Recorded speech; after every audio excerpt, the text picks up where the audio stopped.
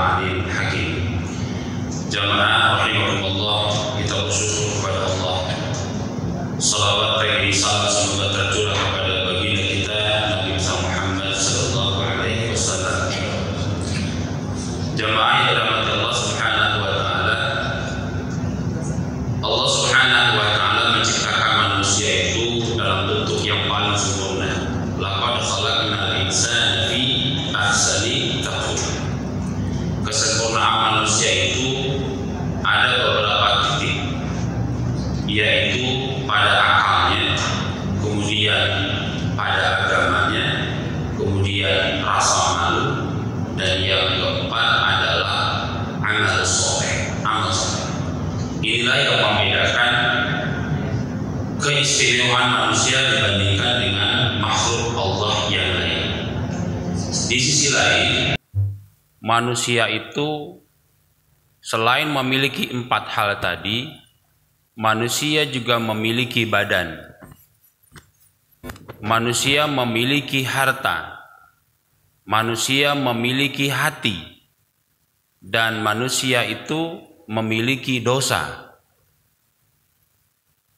Semua yang ada pada manusia yang saya sebutkan tadi, itu semuanya bisa bersih, bisa juga kotor, tergantung dari kita masing-masing.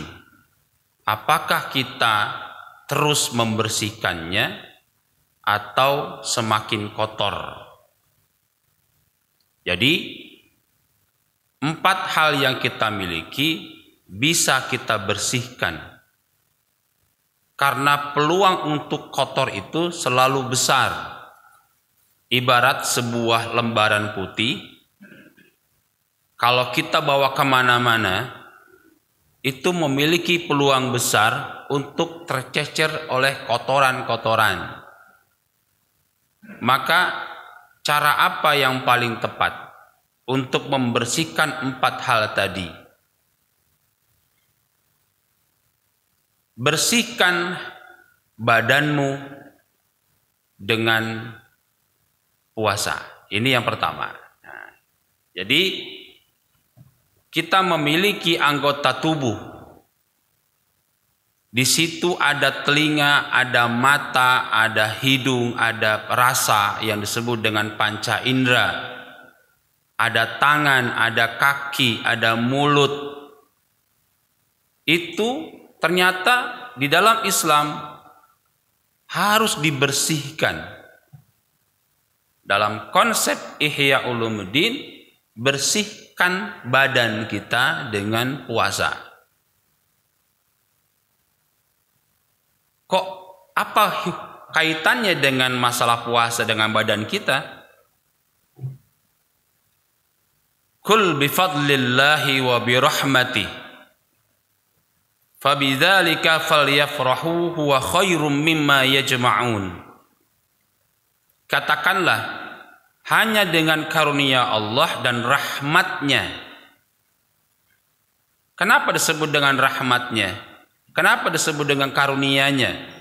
Karena kesehatan yang kita miliki, kesempurnaan tubuh yang kita miliki, kita masih bisa berjalan, masih bisa mendengar, masih bisa melihat, masih bisa merasa jenis makanan, itu adalah bagian dari karunia Allah dan rahmat Allah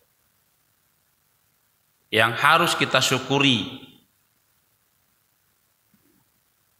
Fabizalika falyafrahu, selayaknya lah mereka bergembira.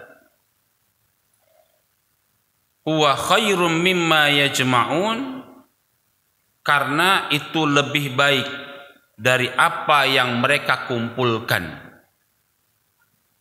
Artinya adalah, kalau hidup kita hanya berorientasi kepada dunia saja, ngumpulin apa yang membuat kita bahagia, itu nggak ada apa-apanya dibandingkan dengan nikmat sehat yang kita miliki.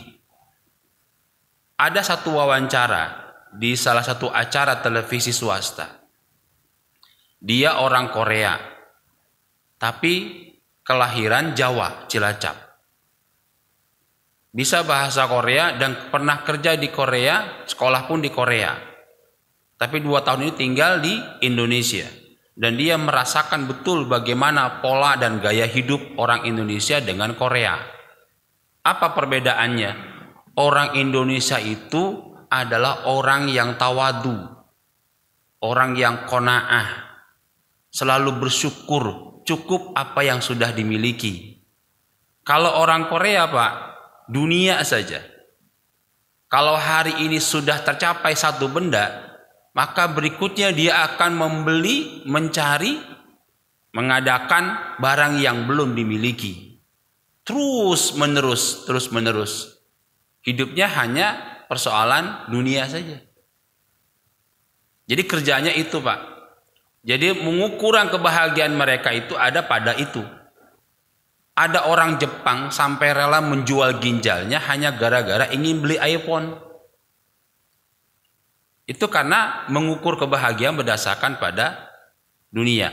Sementara karunia dan rahmat yang Allah berikan itu sebetulnya jauh lebih cukup.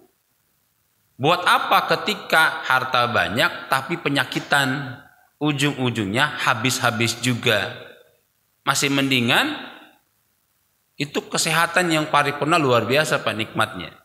Ni'matani maghbunun ala katsiri minan nas. Ada 2 jenis kenikmatan yang kebanyakan dilupakan manusia.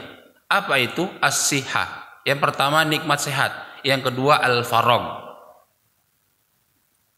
yaitu nikmat luang waktu. Udah lepas lagi sehat, kita juga suka lalai. Ini kenikmatan yang kadang kebanyakan dilupakan manusia.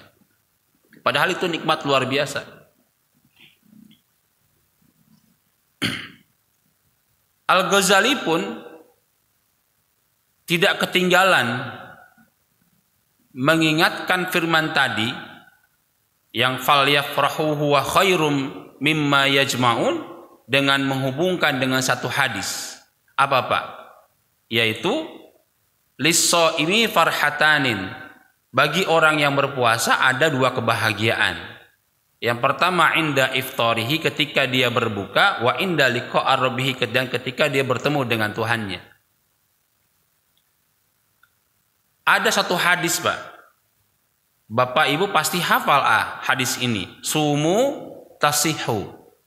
Berpuasalah kamu, maka kamu sehat. Berdasarkan pada ilmu rijalul hadis, hadis ini ditakhriz, Pak. Hadis ini ternyata ada 2 orang sanad yang rusak. Makanya hadis ini termasuk hadisnya hadis dhaif. Hadis dhaif Pak hadis ini. Loh, tapi kenapa banyak dipakai dan sudah terkenal, masyhur? Karena makna hadis ini tidak merusak. Makna hadis ini tidak bertentangan dengan hadis sahih yang lain. Secara medis memang ternyata betul puasa itu menyehatkan badan. Itu Bapak Ibu sekalian. Jadi kalau bicara ilmu hadis, ada hadis yang dhaif karena sanadnya, ada hadis yang dhaif karena matanya atau isinya.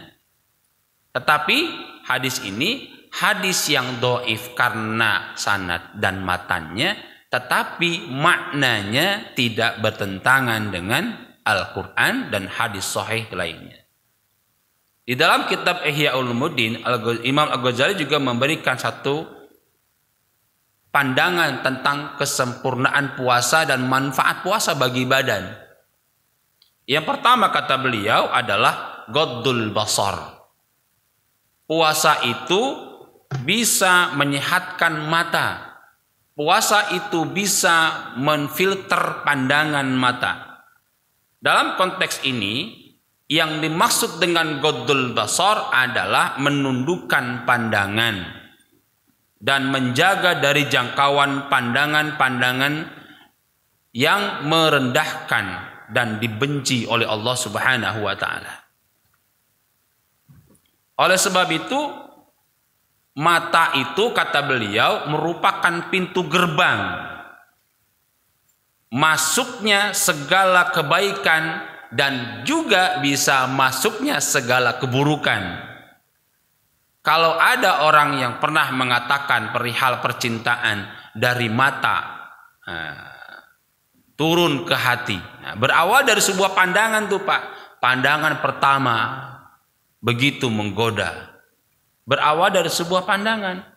Terkadang pernyataan ini bisa jadi benar Pak. Pintu gerbang dari kebaikan ataupun keburukan itu tergantung daripada mata. Jadi kalau melihat satu sosok bening, kelihatan auratnya, penglihatan pertama itu gerbang Pak. Apakah mau diteruskan atau tidak? Gitu. Jangan. Kata Imam Ali, jangan diteruskan, tapi ucapkan Alhamdulillah. Yang pertama, karena itu sudah merupakan rizki. Yang kedua, jangan. Kalau yang kedua dilihat lagi, istighfar. Kiasnya sama seperti ketika kita puasa. Ketika kita berpuasa, Bapak Ibu sekalian, ketika lupa, lalu kita makan, lagi puasa, itu dikasih rizki, jangan diterusin makan lagi. Itu Bapak Ibu sekalian. Sama seperti itu. Jadi jamaah rahimakumullah, ketika puasa kita dituntut bukan hanya memelihara perut dari makanan dan minuman, tapi kita juga dituntut untuk menjaga hati dan pikiran kita. Mata menahan, hati menguatkan, dan pikiran itu ngontrol Pak. Memverifikasi antara potensi mafsadat ataukah maslahat. Nah, bahkan Bapak Ibu sekalian, melalui mata Nabi Shallallahu Alaihi Wasallam itu mewanti-wanti untuk menjaga pandangan. Dalam satu hadis yang artinya pandangan adalah panah beracun. Di antara panah iblis yang terkena kutukan Allah. Sampai seperti itu Pak. Rasulullah memberikan keterangan pandangan adalah panah beracun, ya, panah-panah iblis terkena kutukan Allah Subhanahu wa taala. Insyaallah Bapak sekalian. Barang siapa yang meninggalkan pandangan yang buruk karena takut kepada Allah, niscaya dia akan mendatangkan keimanan, hasil olah kemanisan di dalam hatinya. Ini Bapak Ibu sekalian. Jadi puasa bisa menyehatkan mata. Ketika kita melihat sesuatu yang haram, saya lagi berpuasa, gitu kan. Jadi menjaga puasanya. Sebab tingkatan-tingkatan berpuasa ada Pak. Salah satu diantaranya adalah menjaga mata. Saya lagi berpuasa. Jadi jaga pandangannya. Kenapa? Takut puasanya batal. Yang kedua, puasa itu menyehatkan lisan. Menyehatkan lisan kita. Puasanya lisan menurut Imam Al-Ghazali berarti menjaga dari perkataannya apa Pak? Perkataan yang sia-sia. Jadi tidak ada yang keluar dari mulut kecuali hanya kata-kata yang baik. Tidak ada kata-kata yang buruk. Yang keluar hanyalah al-kalimatut thayyibah. Kalimat yang baik-baik yang memberikan manfaat, menyejukkan orang dan sebagainya. Jangan sebaliknya, yang keluar dari mulut kita selalu menyinggung perasaan orang, selalu menyakiti orang. Sebab kenapa? Kalau ada orang lain ngomong, kemudian terkadang menyinggung seseorang, orang yang tersinggung itu ngomong dalam hatinya mungkin, ini gua salah apa sih? Kadang-kadang begitu. Apa yang salah sama saya gitu. Dan alhamdulillah kalau orang itu ngomong dalam hati, tapi dia nggak kembali mengungkapkannya dan membalasnya, enggak gitu. Tapi kan akan bertanya-tanya, apa yang salah sama saya? Nah begitu Bapak Ibu sekalian. Nah, kemudian jamaah rahimakumullah, dalam satu ayat dalam surah Asy-Syu'ara 84, dan jadikanlah bagiku buah tutur yang baik bagi orang-orang yang datang kemudian. Artinya adalah lisan itu memegang peranan penting dalam kehidupan sosial. Kalau tadi mata merupakan pintu gerbang untuk bisa masuk ke dalam kebaikan ataupun keburukan, maka lisan juga memiliki peran penting di dalam masalah sosialnya. Orang tetangga bisa-bisa hancur, bisa-bisa berantem mulu gara-gara lisan. Orang nggak mau berjamaah ke masjid, bertemu dengan si fulan gara-gara lisan.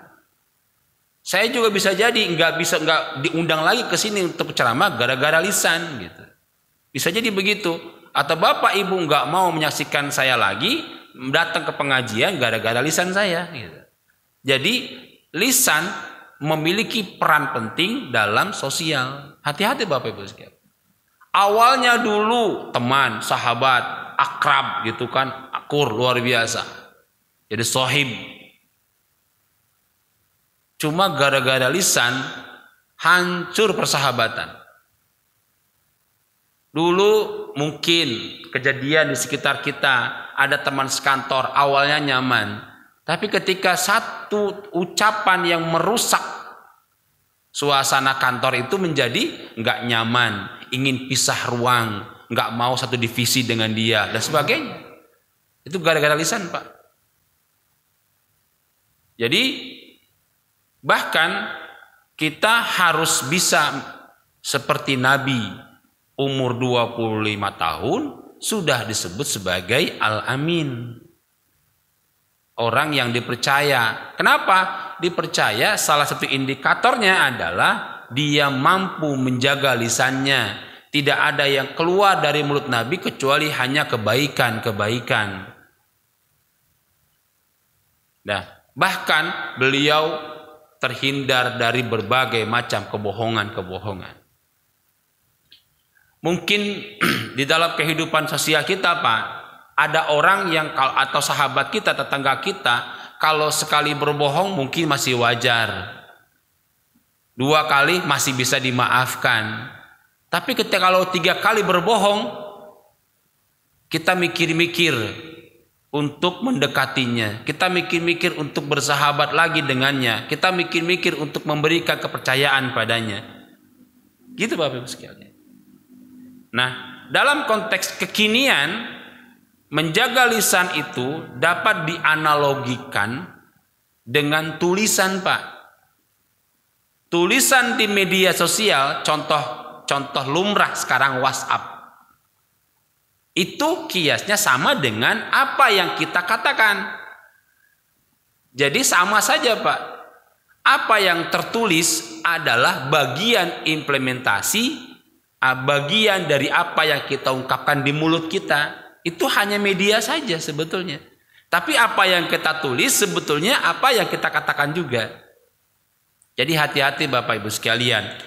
Dan lisan dalam bentuk tulisan jauh lebih berbahaya. Jauh lebih berbahaya, Pak. Kenapa Bapak Ibu sekalian? Kalau perkataan berupa lisan itu terngiang-ngiang dalam pendengaran. Tapi kalau dalam tulisan itu abadi, Pak. Apalagi share kemana-mana. Walaupun maaf sudah saya hapus gitu kan. Ya terhapus di HP. Tapi di sana Pak, di server nggak pernah kehapus, Pak. Masih bisa dilacak. Ngeri itu. Makanya yang disebut dengan zaman sekarang itu jejak digital ya Pak. Jejak digital itu akan terus ada, Pak. Jadi hati-hati di dalam masalah bermedia sosial, berkata-kata. Jangan sering ya untuk melakukan sebuah postingan-postingan yang terkadang di dalam grup itu banyak orang-orang memiliki karakter yang beda-beda, Pak. Ada yang nerima, ada yang enggak. Ada yang tersinggung, ada yang enggak. Tapi kalau memang komunitas itu merupakan satu komunitas, ya mungkin lain ceritanya. Ketiga, Pak, puasa itu bisa menyehatkan pendengaran dari hal-hal yang makruh. Menurut Imam Al-Ghazali, setiap yang haram diucapkan berarti haram pula untuk didengarkan. Oleh karena itu, Allah menyamakan antara orang yang mendengar dengan yang apa yang dimakan. Soalnya Pak, jadi Al-Ghazali itu memberikan statement kepada kita bahwa setiap yang haram diucapkan berarti haram pula untuk didengarkan, dan Allah menyamakan orang-orang yang mendengar dengan yang dimakan makanan haram. Samma'una lil kadzib akaluna lis-suhti. Mereka adalah orang-orang yang suka mendengar untuk berdusta dan memakan yang haram. Nauzubillah min zalik. Bisa jadi maknanya adalah kalau orang itu suka mendengar yang haram-haram, berarti itu dipicu oleh apa yang dia makan. Makanannya yang bersumber dari yang haram, maka dia akan sering mendengarkan yang haram-haram. Kalau makanannya baik, halal, insya Allah dia akan menghindarkan pendengaran-pendengaran yang haram. Apa itu pendengaran yang haram? Dia mendengarkan orang gibah, dia ikut. Kayak gitu, Pak. Atau langsung dia ikut menyebarkan isu yang ada, hanya gara-gara mendengar. Kemudian Allah Subhanahu wa taala menginformasikan pada para nabi dan juga para pendeta dengan mengatakan dalam surah Al-Maidah 63, laula yanhahumuz rabbaniyun wal akhbar. Laula yanhahumur rabbaniyuna wal ahbar. Mengapa orang-orang yang alim, mereka para nabi, pendeta-pendeta,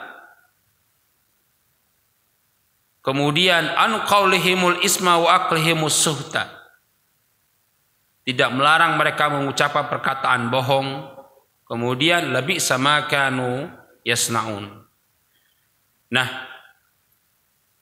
ayat ini memberikan satu pelajaran bahwa para rahib dulu, para pendeta-pendeta dulu itu mereka tidak melarang, Pak, umat-umatnya untuk memakan makanan yang haram. Karena bisa jadi dulu syariatnya berbeda. Nah, kemudian Imam Al-Ghazali juga menegaskan orang yang diam, dalam arti mendengarkan pergunjingan sama halnya sedang menikmati sesuatu yang haram. Nah, itu dari Pak. Mendengarkan orang yang sedang menggunjing itu sama saja dia sedang menikmati makanan yang haram. Ya rahimakumullah. Itu pertama, bersihkan badan kita dengan puasa. Hari ini Kamis, Pak. Puasa enggak, Pak? Insya Allah ada yang berpuasa, ada juga yang tidak.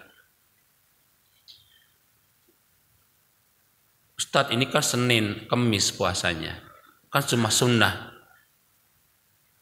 Yang disebut dalam teori ini, Pak, puasa itu membersihkan badan kita, itu bukan hanya wajib, puasa sunnah juga. Puasa sunnah juga. Oke, sekarang yang kedua, Pak.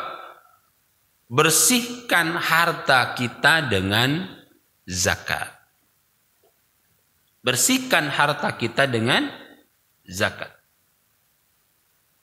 Infak, sedekah.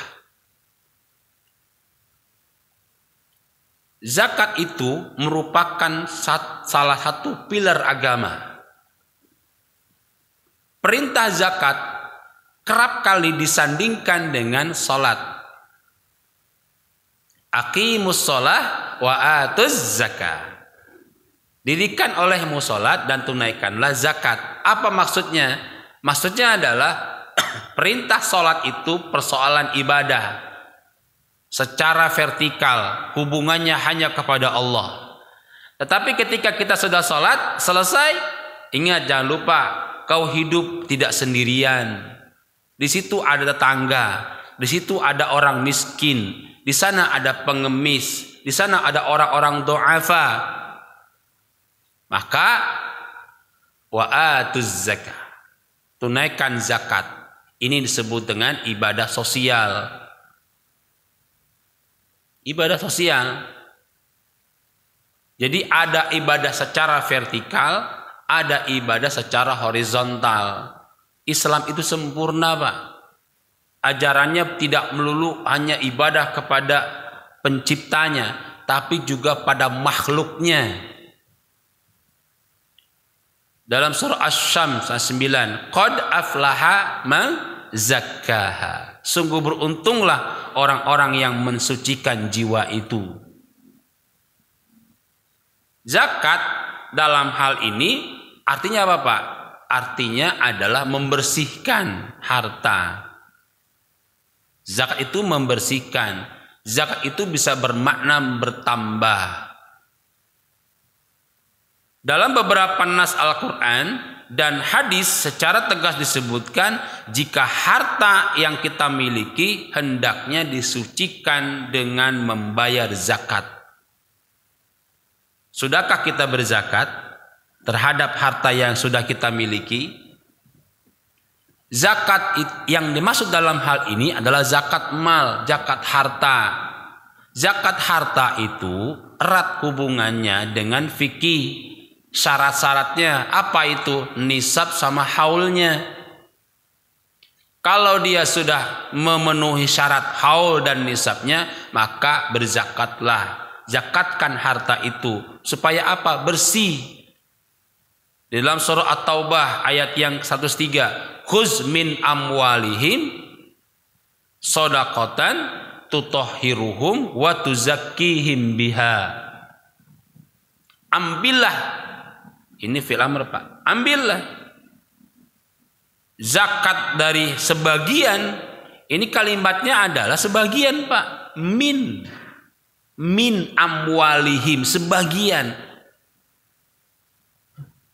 Jadi perintah untuk mengambil zakat di sini, siapa yang diperintahkan, Pak? Yang diperintahkan itu adalah amil. Amil yang mana? Amil yang resmi ditunjuk oleh penguasa.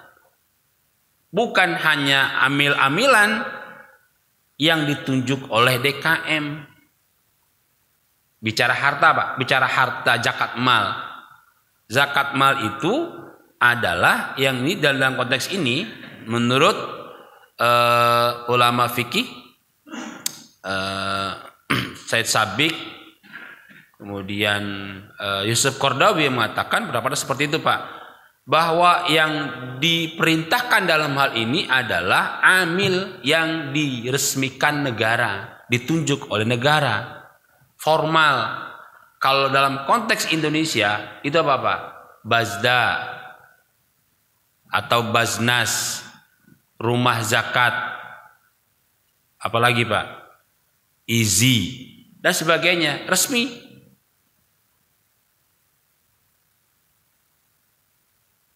Makanya sebutnya kalimatnya min amwalihim, sebagian dari harta yang mereka miliki. Jadi nggak semua diambil. Konteks membersihkan bukan dibersihin semuanya, tapi hanya sedikit yang diambil. Tapi dari sedikit yang disedekahkan dan dizakatkan itu bisa memberikan keberkahan bagi harta yang dimilikinya. Itu, Pak. Nah, tergantung dari konsep yang kita miliki. Kalau ada orang yang memang berzakat mal itu setelah mengikuti syarat-syarat nisab dan haulnya. Ada yang setahun sekali, ada juga yang sebulan sekali. Contoh gini, engkong Haji Damir hasil panen singkong dapat tuh 20 juta. Pas dapat 20 juta, itu 20 juta dihitung. dikurangin zakat 2,5%. Nah gitu. Langsung Pak gitu. Nah disebut dengan itu istilahnya per bulan. Ada juga yang dihitung dikumpulkan. Nah ada juga konsep sebenarnya adalah zakat mal itu adalah harta yang diam, yang tidak bergerak, yang tidak dipakai. Ada 100 juta Bapak simpan di bank atau simpan di rumah selama setahun nggak keluar-keluar, itu wajib dizakatkan. Kalau punya cincin tapi dipakai terus, itu tidak wajib dizakatkan. Sama halnya Pak. Jadi kalau kita punya kendaraan, yaitu tidak wajib dizakatkan. Kenapa? Karena nilainya surut. Nilainya surut. Dia hanya wajib bukan zakat tapi pajak. Kalau kendaraan itu pajak gitu yang dibayar. Gitu. Ikhlas nggak ikhlas, kadang-kadang mikir juga. Punya mobil mahal, pajaknya mahal. Apalagi BBM naik. Mikir-mikir dah gitu. Jadi Bapak Ibu sekalian rahimakumullah, Allah sudah menjamin Pak. Khuz min amwalihim. Ambil dari harta yang mereka miliki sebagian. Untuk apa? Tutahhiruhum. Membersihkan wa tuzakkihim biha, dan juga mensucikan hartanya. Hartanya Pak dibersihkan. Insya Allah Bapak Ibu sekalian, sedikit dari zakat yang dikeluarkan dari hartanya itu memberikan keberkahan pada sisa-sisa yang dia miliki. Kemudian muncul sebuah pertanyaan, bagaimana jika zakat itu digunakan sebagai penyucian harta tapi bersumber dari harta yang haram? Hartanya haram untuk supaya disucikan dengan zakat. Nah, ini persepsi yang salah Bapak Ibu sekalian. Allahu thayyibun, Allah itu baik. Gitu kan? La tuqbalu illa thayyibun. Tidak akan diterima kecuali yang dari yang baik. Gitu. Umpama ada teman kita mendapatkan uang banyak dari hasil korupsi proyek jalan umpama. Disimpan uang itu ada tuh. Gue bersihin dan hartanya nih dengan apa? Dizakatin 2,5%. Jadi tidak Pak, tidak menghalalkan harta tersebut. Tidak. Jadi harta itu walaupun halal, tetap sebetulnya harta itu kotor awalnya. Maka bersihkan dengan zakat. Kemudian Bapak Ibu sekalian rahimakumullah, Imam Jalaluddin As-Suyuti menyebutkan begitu banyak manfaat sedekah, manfaat zakat, manfaat dari berinfak, dari harta, sebagian dari harta yang kita miliki. Sedekah adalah salah satu pintu-pintu surga. Sedekah atau zakat adalah sebaik-baiknya amal soleh. Kemudian bisa dikatakan sebagai memadamkan kemurkaan Allah. Kemudian penyucian harta dan jiwa. Dan sedekah juga merupakan puncak kegembiraan ketika diberikan kepada anak-anak yatim. Wajah mereka bercahaya dan sebagainya. Kemudian sedekah juga menjadi pengaman dari ketakutan nanti pada hari kiamat. Bahkan bisa jadi dengan sedekah, dengan zakat, dengan infak yang kita miliki di dunia, Allah berikan cash di dunia. Ada satu cerita kan kemarin, kebakaran di Tanah Tinggi. Ada satu warteg nggak kebakaran, utuh itu kebakaran. Nggak gitu warungnya, nggak kebakaran. Sementara di sampingnya geseng Pak. Kenapa demikian? Usut punya usut, ceritanya si warteg itu rajin memberikan nasi berkah gratis di hari Jumat. Akan itu Pak. Bahkan pemberi sedekah dijanjikan oleh Allah kebaikan yang banyak dan pahala yang besar.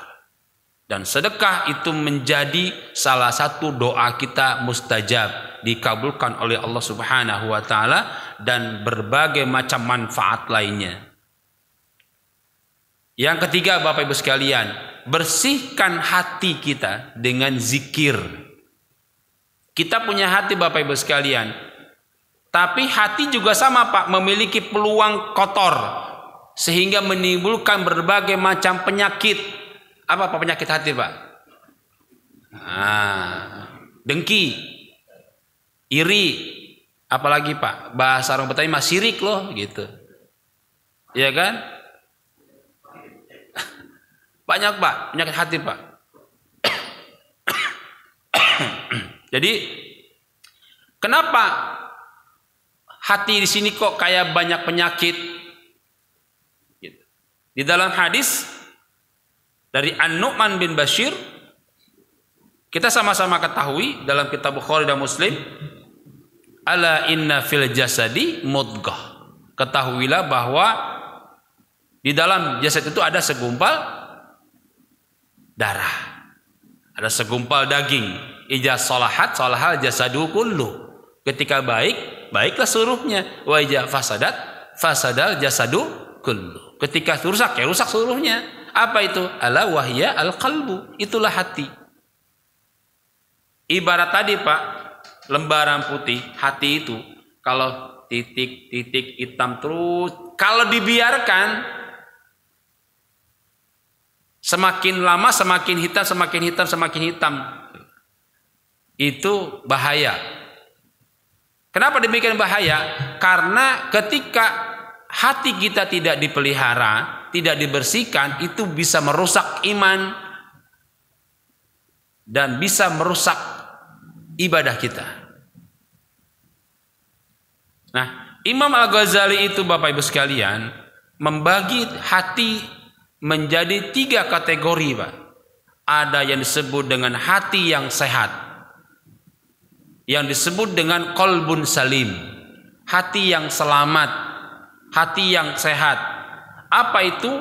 Kondisi ini menyebabkan keselamatan, di mana hati yang sehat, hati yang selamat itu memiliki tanda-tanda. Antaranya adalah imannya kokoh, sering bersyukur, tidak serakah, khusyuk dalam ibadah, banyak berzikir, kemudian selalu berbuat kebaikan-kebaikan walaupun bentuknya sederhana, kemudian segera bertaubat ketika dia sadar bahwa itu salah. Idza fa'alu fahishatan aw zalamu anfusahum zakarullah fastaghfaru li dzunubihim. Ini orang-orang yang bersih hatinya, qalbun salim, hatinya yang selamat Bapak Ibu sekalian. Jamaah kita yang hari ini insyaallah qalbun salim semuanya. Yang kedua, hati yang sakit. Hati yang sakit adalah hati yang masih masih punya iman, masih melakukan ibadah, namun ada noda dosa Pak. Gitu Pak. Hati yang sakit itu masih punya iman, masih beribadah, tapi masih juga punya dosa Pak. Masih punya dosa dan juga kadang-kadang melakukan maksiat. Ibunya kadang-kadang Pak. Gitu. Kadang-kadang dia melakukan kemaksiatan, nggak ada orang gitu. Nah itu. Tapi ibadah jalan, iman punya. Tapi masih saja kadang-kadang melakukan kemaksiatan. Orang-orang seperti ini, ketika orang seperti ini, tanda-tandanya apa Pak? Sering gelisah Pak. Salatnya nggak khusyuk, pikiran kemana-mana. Allahu Akbar. Samping gua dia nih. Nggak enak bener dah gitu deh. Gak ibadahnya nggak khusyuk. Sulit menghargai orang lain. Orang lain dianggapnya salah aja, dia merasa paling benar aja gitu. Dikritik enggak mau, disalahkan marah, diingatkan marah gitu. Pendek kata, dalam menjalani kehidupan orang seperti ini yang hatinya sakit, enggak nyaman dalam menjalani hidup Bapak. Yang ketiga, hati yang mati. Wah, lebih parah nih Pak. Kalau hati sudah mati, Artinya apa Pak? Ngeras Pak. Keras. Hati yang keras itu apa Pak? Banyak kotoran melekat, dibersihin susah. Sampai pakai sikat kawat aja susah. Udah ngerak tuh Pak. Seperti itu Pak. Akibat dari apa? Dari dosa-dosa yang sudah dilakukan. Orang yang hatinya keras Pak, dinasehatin gak mempan. Udah tahu itu perbuatan dosa, dilakukan saja. Tenanglah, Tuhan mah gak marah ini. Gitu. Dosa-dosa gua gitu. Ngomongnya begitu kadang-kadang. Gua ini melakukan dosa-dosa gua, apa urusannya sama lu? Nah gitu. Ini hatinya mati Pak. Kalau nasihatnya begini ngomongnya balas, sok pinter lu, kayak sok alim aja lu. Nah gitu. Kayak lu pinter aja, lu kayak masuk surga aja. Nah gitu. Itu hati udah mati Pak. Jadi ciri-cirinya banyak Pak. Orang-orang yang hati sudah mati itu. Jadi nggak mau menerima nasihat. Apalagi nasihat dari Pak Kiai saja susah nggak mau, apalagi model kayak kita Pak, yang bukan apa-apa. Gitu. Lu tong baru anak kemarin, bilang gitu. Kayak gitu. Itu hatinya mati Pak. Gitu. Jadi ketika dinasehati bukannya malah sadar Pak, tapi malah ngeyel, semakin terperosok dalam kemaksiatan. Dan terkadang berbalik dengan sangkaan jelek di mata orang tersebut. Alladzina amanu wa tatma'innu qulubuhum bi dzikrillah. Ala bi dzikrillah tatma'innul qulub. Orang-orang yang beriman dan hati mereka menjadi tentram dengan mengingat Allah. Ingatlah bahwa dengan mengingat Allah, berzikir kepada Allah, hati menjadi tentram. Oleh karena itu Nabi memberikan ajaran kepada kita dengan doa, ya muqallibal qulub, sabbit qalbi ala dinika wa ala ta'ati. Itu Bapak Ibu sekalian ya. Sering baca nggak doa ini Pak? Baca Pak.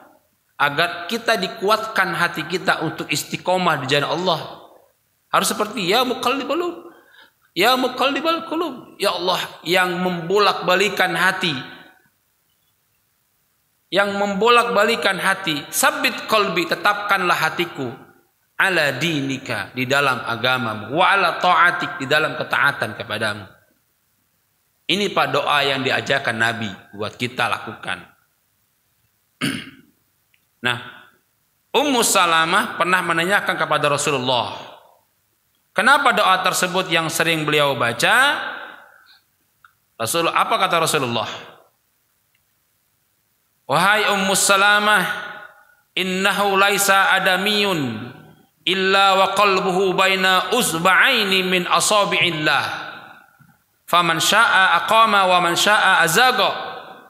Yang namanya hati manusia itu selalu berada di antara jemari Allah. Siapa saja yang Allah kehendaki, maka Allah akan berikan keteguhan dan iman. Dalam siapa yang Allah kehendaki, Allah pun bisa menyesatkannya. Jadi Allah itu membolak-balikan hati kita. Iman itu bisa bertambah dan berkurang, itu dalam hati kita. Maka jaga kebersihan hati supaya iman kita menjadi lebih naik keimanannya. Yazidu wa yankus. Yazidu bi ta'atillah wa yankusu bi ma'siyatillah. Bertambah iman dengan selalu taat kepada Allah dan berkurang karena kemaksiatan. Innal quluba biyadillahi azza wa jal yuqallibuha. Sesungguhnya hati di tangan Allah. Allah yang membolak-balikannya. Nah, itu yang ketiga. Sekarang yang keempat. Bersihkan dosa-dosa tadi. Bersihkan dosa-dosa yang kita miliki. Siapa sih yang diantara kita yang nggak punya dosa? Maka bersihkan dosa yang kita miliki dengan taubat kepada Allah Subhanahu wa ta'ala. Taubat itu urusannya bukan hanya mereka-mereka yang kafir Pak. Orang-orang yang beriman pun, yang masih punya iman, yang masih punya ibadah, itu pun Allah perintahkan untuk bertaubat. Itu Bapak Ibu sekalian. Ya ayyuhalladzina amanu tubu ilallah. Hai orang-orang yang beriman, taubatlah kamu kepada Allah. Dengan apa? Taubatan nasuha. Taubat yang sebenar-benarnya, Pak. Jadi perintah taubat itu perintahkan kepada kita, Pak. Supaya apa, Pak? Asa rabbukum ayyukaffiru ankum sayyiatikum. Siapa tahu kamu bertobat nasuha. Dengan cara seperti itu Tuhanmu mengampuni dosa-dosamu. Wa yudkhilakum jannatin tajri min tahtihal anhar, dan memasukkan ke dalam surga yang di dalamnya ada sungai-sungai yang mengalir. At-Tahrim ayat 8. Jadi gitu Bapak Ibu sekalian, taubat itu bukan mereka yang sering maksiat melulu, enggak. Kita pun diminta untuk bertaubat. Nah, kemudian Bapak Ibu sekalian, Ibnu Taimiyah rahimahullah mengatakan bahwa taubat itu ada dua jenis, Pak. Jenis pertama adalah taubatan yang wajib.